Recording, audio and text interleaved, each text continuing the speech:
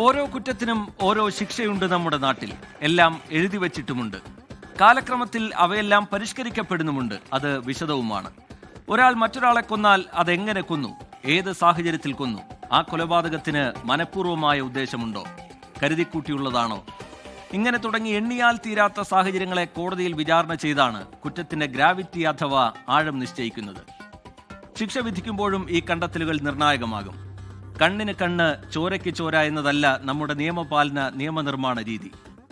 അതൊരാളെ തിരുത്തി പൊതുസമൂഹത്തിലേക്ക് മടക്കിക്കൊണ്ടുവരാനാകുമോ എന്ന ചോദ്യത്തിന്റെ ഉത്തരം തേടലാണ്. അതിനായി ശിക്ഷിക്കലാണ്. പക്ഷേ ചിലർ കൊലക്കത്തിയുമായി ചോരയുടെ ലഹരി തേടിയിറങ്ങിയാൽ നിയമം പോലും പകച്ചുപോകും.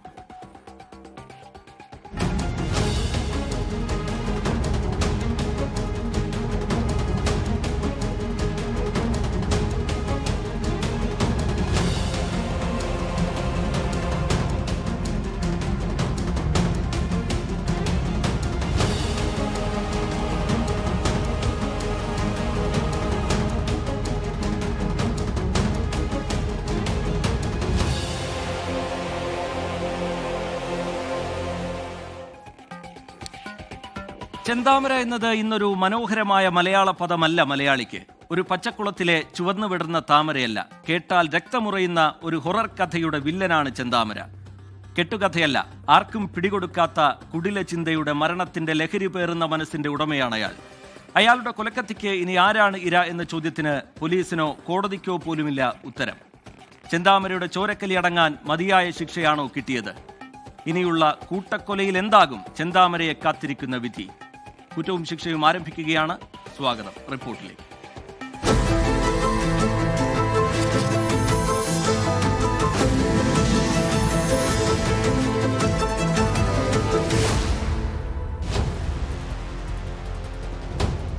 നാടുനടുങ്ങിയ കൊലപാതക പരമ്പരയുടെ തുടക്കം 2019 പാലക്കാട് ജില്ലയിലെ നെന്മാറ പോത്തുണ്ടി.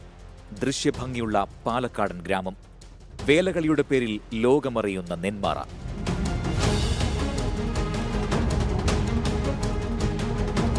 പോത്തുണ്ടിയിൽ സജിത എന്ന സ്ത്രീ കൊല ചെയ്യപ്പെടുന്നു. കൊന്നത് അയൽക്കാരനായ ചെന്താമര.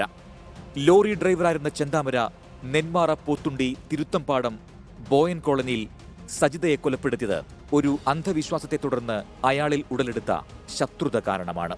ഭാര്യ പിണങ്ങിപ്പോയത് ചെന്താമരയെ ഏറെ വേദനിപ്പിച്ചിരുന്നു. അത് പക്ഷേ അയാളുടെ കയ്യിലിരിപ്പ് കൊണ്ടാണെന്ന് പിന്നീട് എല്ലാവർക്കും മനസ്സിലായി. ഇതിനിടയിലാണ് ചെന്താമര ഒരു ജ്യോത്സ്യനെ കാണാൻ പോകുന്നത്. പറഞ്ഞില്ലല്ലോ, അന്ധവിശ്വാസിയാണ് ചെന്താമര. പറഞ്ഞു വന്നത് ഈ കൊലപാതകങ്ങളിൽ അന്ധവിശ്വാസത്തിന് ചെന്താമരയോളം റോളുണ്ട് എന്ന് തന്നെയാണ്. ഈ ജ്യോത്സ്യനാണ് പറഞ്ഞത് 2 സ്ത്രീകളാണ് ചെന്താമരയുടെ കുടുംബം കലക്കിയതെന്ന്. അതിൽ നീണ്ട മുടിയുള്ള ഒരു സ്ത്രീ ഉണ്ടെന്ന്. സജിതയിലേക്ക് ചെന്താമരയുടെ ശ്രദ്ധ ഇതോടെ തിരിയുകയായിരുന്നു. പിന്നീട് കണ്ടത് ക്രൂര കൊലപാതകം. ചെന്താമരയുടെ ഭാര്യ അയാളിൽ നിന്ന് ബന്ധം പിരിഞ്ഞു പോയിട്ട് അപ്പോൾ അധികം കാലമായിരുന്നില്ല. ബന്ധം പിരിഞ്ഞു പോകാൻ കാരണം സജിതയും കുടുംബവുമാണെന്ന് ചെന്താമര വിശ്വസിച്ചു.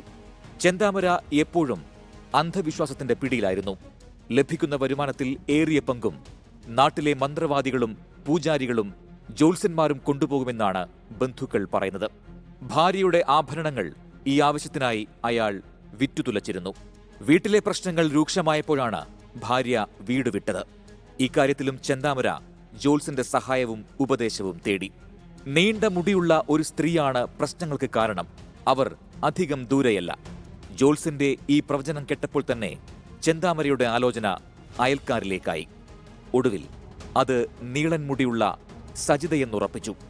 വൈരാഗ്യം പിന്നെ കൊലപാതകം എന്ന തീരുമാനത്തിലാണ് അവസാനിച്ചത്.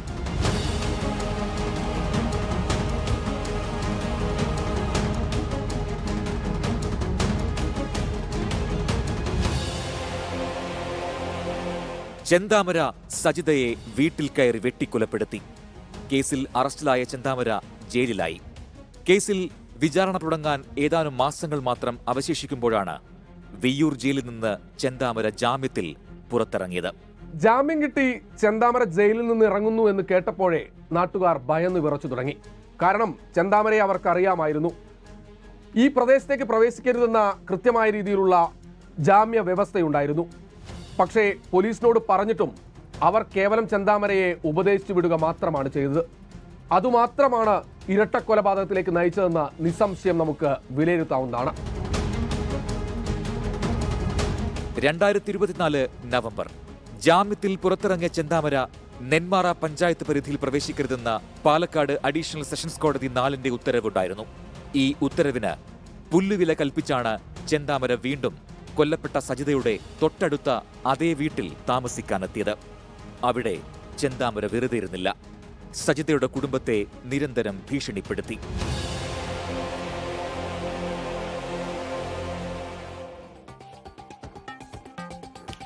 കൊല്ലപ്പെട്ട സജിതയുടെ ഭർത്താവ് സുധാകരനും മകൾ അഖിലയും ഭയന്നു വിറച്ചു. അവർ നെന്മാറ പോലീസിൽ പരാതി നൽകി. സമാനമായ പരാതികൾ നാട്ടുകാരിൽ ചിലരും നൽകിയിരുന്നു. എന്നാൽ ഈ പരാതികൾ പോലീസ് അത്ര ഗൗരവത്തിലെടുത്തില്ല എന്നാണ് നാട്ടുകാരുടെ പരാതി.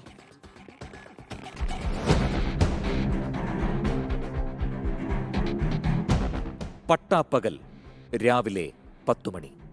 ചെന്താമര തന്റെ കൊലക്കത്തിയുമായി അതേ വീട്ടിലെത്തി. ഒരിക്കൽ തന്റെ കൊലവെറി ആടിത്തിമിർത്ത അതേ വീട്ടിലേക്ക്.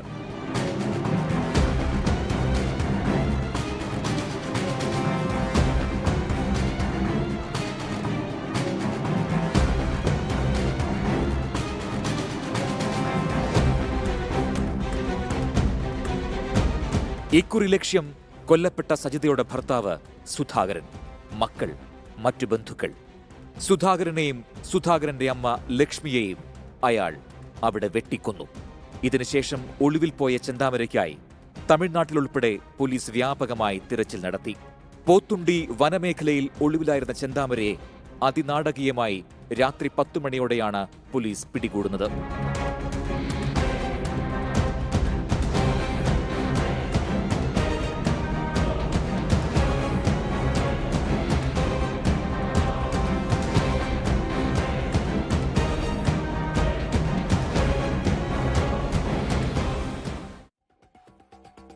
ലോകത്തെവിടെയായാലും ഏത് സമയത്തും 24 വാർത്തകളും ഓഗ്മെന്റഡ് റിയാലിറ്റി പാക്കേജുകളും എക്സ്പ്ലെയിനറുകളും വിശദമായി കാണാൻ ഞങ്ങളുടെ യൂട്യൂബ് ചാനൽ നിങ്ങൾക്ക് സബ്സ്ക്രൈബ് ചെയ്യാം.